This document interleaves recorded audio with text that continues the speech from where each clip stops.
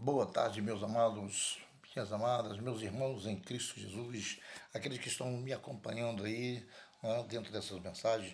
Estão sendo um tanto curtas, sim, devido, né? Estamos iniciando dentro do YouTube, então o próprio YouTube ele não aceita uma mensagem um tanto mais prolongada. Mas nós vamos jogando o espaço com paciência e aguardando firmemente em Cristo Deus, para que nós possamos alcançar aquilo que é devido, para a glória de Deus Pai. Amém? Então, nós estamos aqui na tarde do dia chamado hoje, mais uma vez para trazermos aqui uma mensagem especial da parte do Senhor para os nossos corações, para as nossas almas, sabendo e crendo que o nosso Redentor, ele vive, é aquele que realmente age por nós de uma maneira graciosa e especial. Capítulo 5 de 1 Tessalonicenses diz a palavra do Senhor: orai sem cessar.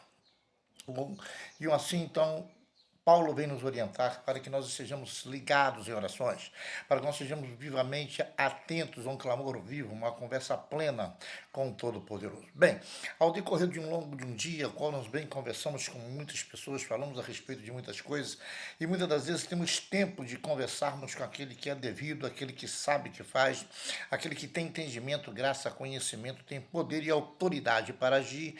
Muitas das vezes nós perdemos o nosso tempo não buscando conversar com quem tem condições e soluções para dar para os meus e para os seus e para os nossos problemas.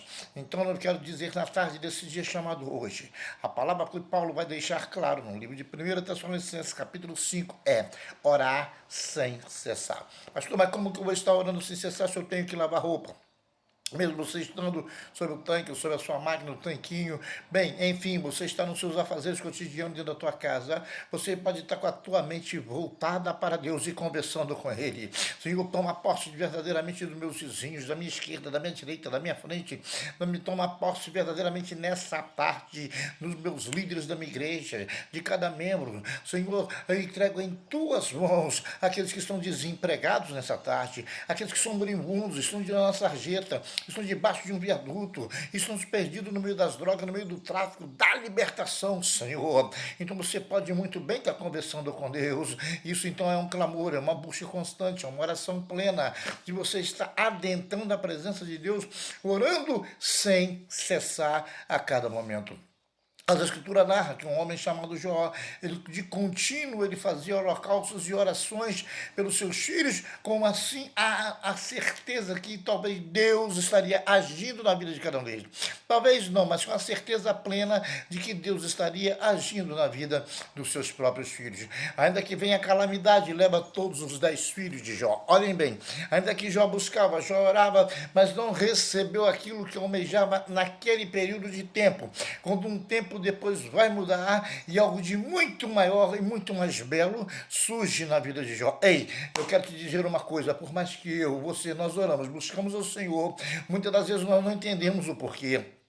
Pastor, eu estou orando, eu entro nas campanhas, eu entro na consagração, eu estou avivadamente em oração de manhã, de tarde, de noite, de madrugada, às 3 da manhã, eu estou clamando, eu estou orando, mas ainda não vi, não ouvi a resposta do céu para com a minha vida. Ei, aguarda só um momento, nem tudo é conforme eu e você queremos, não, não, não, não, não, não, não, não. Muitas das vezes nós buscamos, clamamos, entregamos todo o nosso ser na presença, entregamos toda a nossa alma na presença, nos derramamos como libação perfeita e nada sucede, nada acontece. São 5 anos e nada acontece, são 10 anos e nada surge, e nós começamos a imaginar o que está acontecendo. Escute isso. Preste atenção. A minha mãe na fé, que já é falecida, já partiu no Senhor, a irmã Zaninha, ela certa feita, ela me disse da seguinte maneira: Hernani, preste bem atenção, eu oro pelos meus filhos e orei pelos meus filhos, e principalmente Pedro, eu orei 30 anos para que Pedro viesse para Jesus Cristo, para que ele entrasse pelas portas da casa do Senhor como adorador. Aleluia! E quando chegou aos 45 anos, ela orava desde os 15 e o jovem envolvido nas drogas. E desde os 15 anos ela clamava pela vida daquele moço. E então, depois de 30 anos, aos 45 anos de idade, ele entra na casa do Senhor e torna-se uma bênção na caminhada junto com a mãe. Ei, não desista, não desista, clame, busque, persista nas tuas orações, persista nos teus clamores, insista numa busca viva, tremenda, santa, viva, genuína, porque Deus está te ouvindo, e Ele está entrando no pleito contigo nessa tarde, Ele está entrando contigo verdadeiramente para jogar muralha por pé. Roube as preparada, mandada e enviada contra a tua vida serão desfeitos. Olhares de inveja, calúnia, defamações vão ser desfeitas. Toda injustiça contra ti, o Senhor manda te dizer da seguinte maneira, que através do teu clamor, da busca viva constante, e o que ele deixou claro, o Senhor é a justiça nossa. Ele estará fazendo justiça pela minha e pela tua vida de uma maneira especial e graciosa. Então não temas, levanta, ergue a tua cabeça nessa tarde desse dia chamado hoje e começa a contemplar e ver quais são os grandes livramentos do passado, e esse Deus do presente não mudou, ele é o mesmo, hein? Ele continua sendo agraciado, continua sendo o mesmo.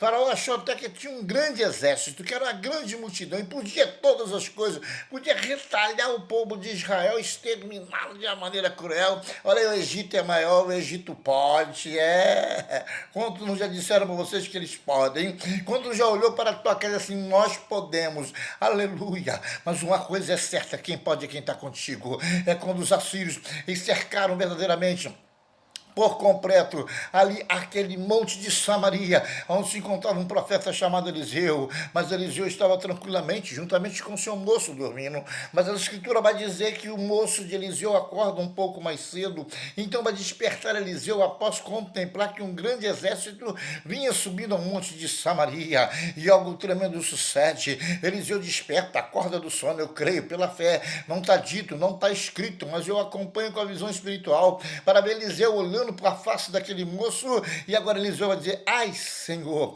abre os olhos do teu servo para que ele possa ver, que o Senhor possa abrir os meus olhos, possa abrir os teus olhos nessa tarde, para que você possa ver, para que eu possa ver.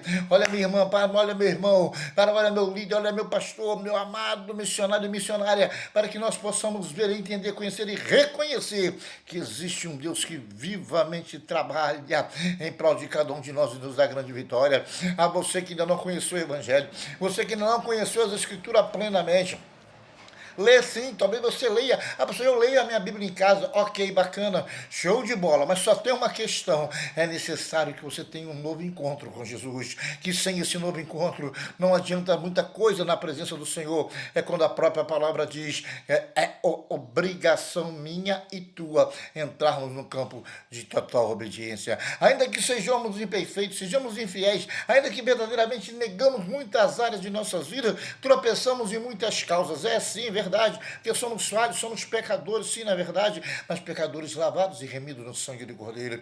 Então a palavra vai dizer, orar sem cessar, e quanto mais você ora, mais você busca, mais você clama, Deus entra na ação contigo, para libertar aqueles que estão cativos nas mãos das trevas, estão cativos nas mãos do inimigo de Deus, do arqui-inimigo do Todo-Poderoso, inimigo meu, inimigo teu, pois ele não gosta de mim, não gosta de você, e a intenção dele é nos autodestruir, porque carregamos a marca do sangue, a marca da promessa, aleluia, o selo da promessa está sobre nós, não são do Espírito Santo. Então quando nós clamamos, buscamos, algo tremendo sucede, algo tremendo acontece, vem livramento, vem cura, olha aí, vem libertação, vem filho sendo arrancado das drogas, vem verdadeiramente algo tremendo, profundo acontece, quando a medicina, a ciência vai dizer assim, não tem cura, aleluia, algo tremendo sucede de uma forma, de maneira especial. Assim aconteceu até com o meu velho chamado Nemésio, aí o coroa Nemésio, olha só,